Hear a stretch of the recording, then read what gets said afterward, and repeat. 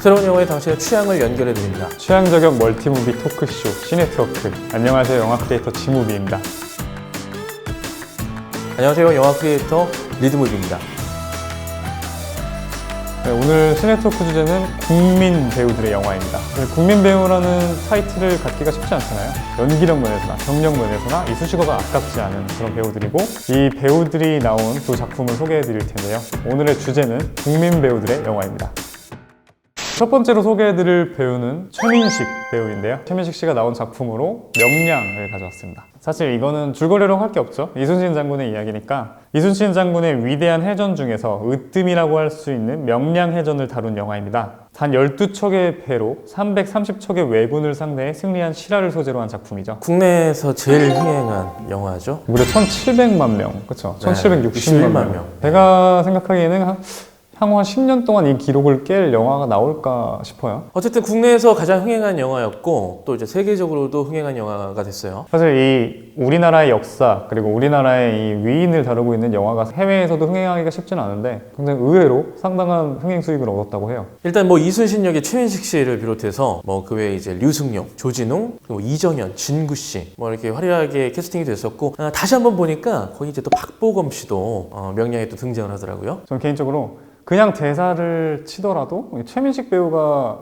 대사를 하게 되면은 뭔가 다른 느낌의 그런 강렬한 포스가 느껴진다고 생각을 하거든요. 이순신 장군이 아들에게 두려움을 용기로 바꾸는 법에 대해서 설명하는 씬이 있어요. 죽어야겠지 내가 이렇게 말을 하는데 지금 제가 하면 진짜 아무렇지도 않잖아요.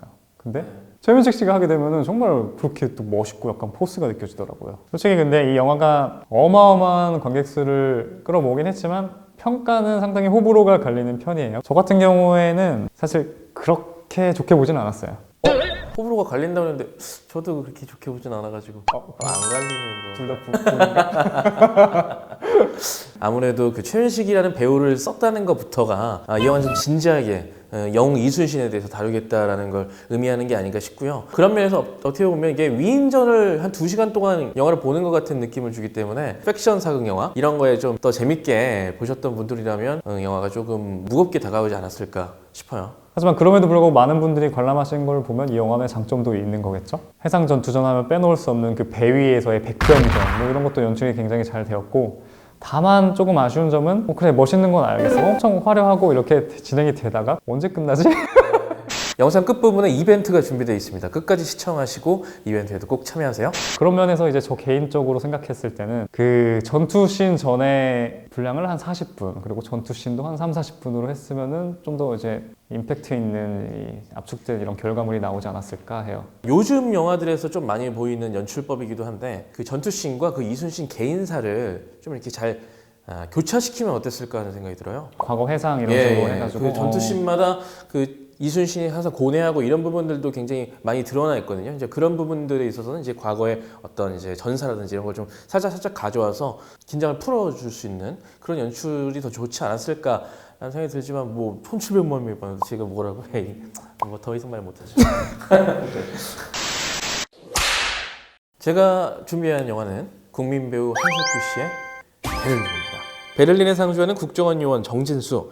그가 국적은 물론 지문도 감지되지 않는 고스트라는 비밀 요원 표종성의 존재를 알게 되고 그를 쫓으며 밝혀지는 더 거대한 음모에 발을 들이게 되는 이야기입니다. 거의 한국형 스파이물의 교과서 같은 작품이 아닐까. 이 영화 이게 류승환 감독이 연출한 작품이잖아요. 이번에 준비하면서 다시 봤는데 최근에 개봉한 영화라고 해도 손색이 없는 듯한 느낌을 받았어요. 굉장히 세련됐다라는 생각이 또 들더라고요. 잘 만들었어요. 2013년 작품으로 알고 있거든요. 평론가들의 평점과 관람객들의 평점이 거의 소수점짜리대로 비슷한 몇 안 되는 영화 중에 하나죠. 그래서 관객도 700만 명 이상 동원했다고 알고 있는데 개봉할 당시에 경쟁작들이 상당히 셌거든요. 그때 당시 경쟁작이 7번 방의 선물, 그리고 신세계 그 영화들을 상대로 716만 명의 관객을 동원했습니다. 근데 뭐 개인적으로는 영화 그 완성도에 비해서는 살짝 아쉬운 스코어라고 생각이 들어요. 완성도 면에서 훌륭한 작품이었고 심지어 배우들의 캐스팅도 화려했거든요. 좋은 배우들이 많이 출연했었고요. 이건 뭐 약간 TMI이긴 하지만 그 영화 안에는 또 이제 영화 감독들이 또 배우로 출연을 했었습니다.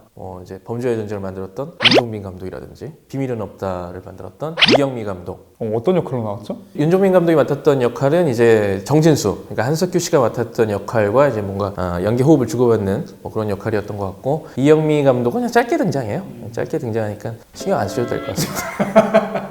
기본적으로 액션 영화를 잘 연출하시는 류승은 감독이 딱 있고 버텨주고 있고, 그 안에 이제 배우들이 굉장히 잘 논 셈이죠. 특히나 저 같은 경우에는 오늘 이제 주인공인 국민 배우 이제 한석규 씨 그리고 유승범 씨, 그 두 배우의 연기가 너무 좋았던 것 같아요. 나와서 대사를 치는 것만으로 영화의 감칠맛을 더한다고 해야 되나? 약간 그런 느낌을 주는 강력한 포스를 가지고 있는 것 같아요. 그래서 솔직히 말해서 이 영화가 본 시리즈의 영향을 안 받았다고 할 수는 없어요. 아무래도 본 시리즈가 그런 첩보물 장르에 영향을 많이 줬던 시리즈이기 때문에 류승환 감독도 어느 정도 영향을 받아서 이제 좀 이 베를린이라는 작품을 기획한 것 같아요. 그래서 그런 부분들이 좀 닮아 있는 거는 뭐 부인할 수 없는 사실인 것 같고, 말씀해 주셨던 것처럼 이제 베를린만 이제 색깔이 많이 묻어났다고 생각이 드는 건 아무래도 그 정동 액션 감독과 아주 찰지게 만들어낸 액션 장면들이겠죠. 맞아요. 액션 장면 하나하나가 정말 디테일에 상당히 신경을 쓴 티가 났거든요. 굉장히 기억나는 액션 씬들이 많았는데, 특히 처음에 한석규 씨와 하정우 씨가 대면하던 장면이나 하정우 씨가 두 명의 심장과 머리를 1초 만에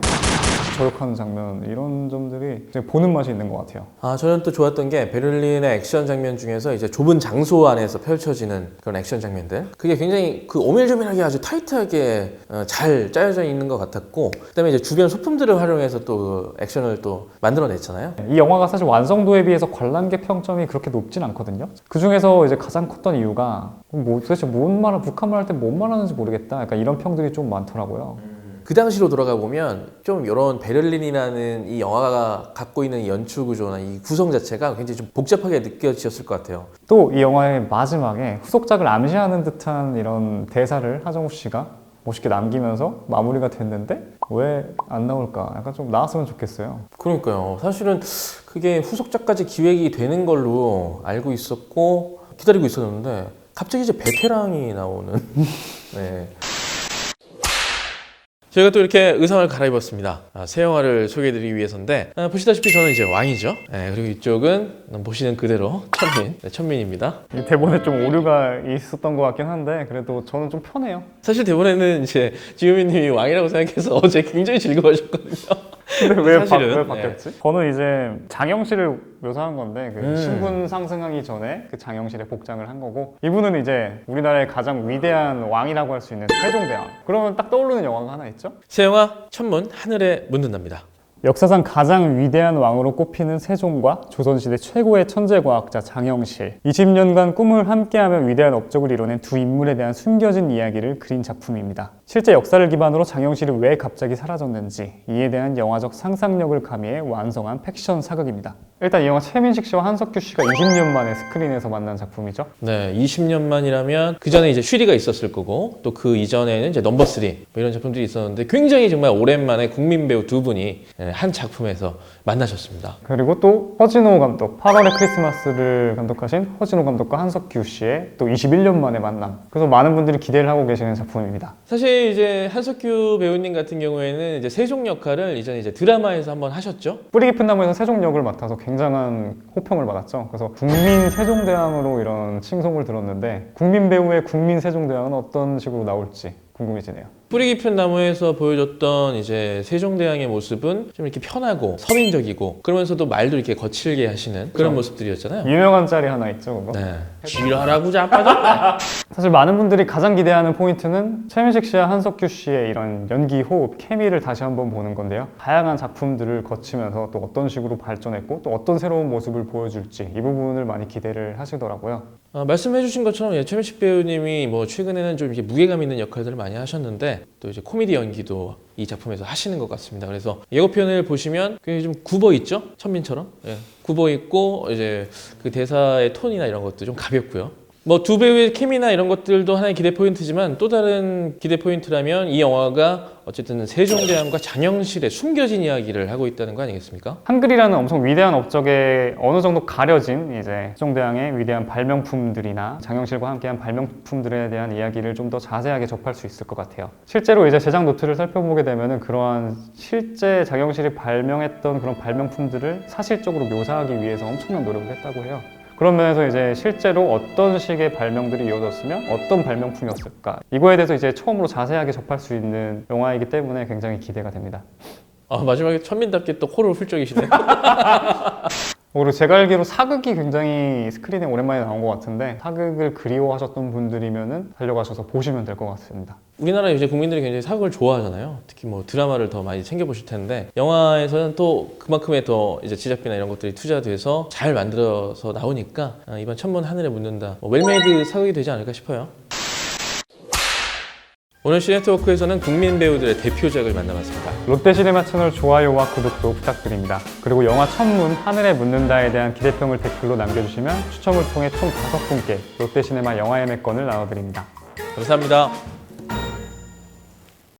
자네는 조선의 시간을 만들고 조선의 하늘을 열었네. 전하께서 그런 꿈을 꾸시지 않으셨다면 어찌 그런 일을 이룰 수 있겠습니까? 이 그림 누가 그린 것이냐? 장영실이라는 자가 그린 그림이옵니다. 장영실이 누구냐? 이 그림 보고 똑같이 만들어 볼 수 있겠느냐? 코끼리가 없습니다. 아니, 그쪽 말고 저 큰 안쪽을 때려. 저는 이소시오. 맞습니다. 맞아요. 신분 체계는 조선의 근간입니다. 장영실을 주상으로부터 떼어놔야 합니다. 살기를 원한다면 즉시 전문 연구를 중단하고 조선의 안위를 위해서 전하께서 꾸신 꿈을 제2 조선에 담은 것이 정력죄가 된다는 말이옵니까?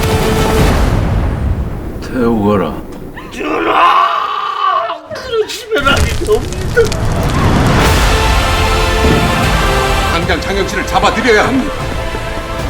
과인은 물러서 있는 그런 조선을 꿈꾸는 것뿐이오.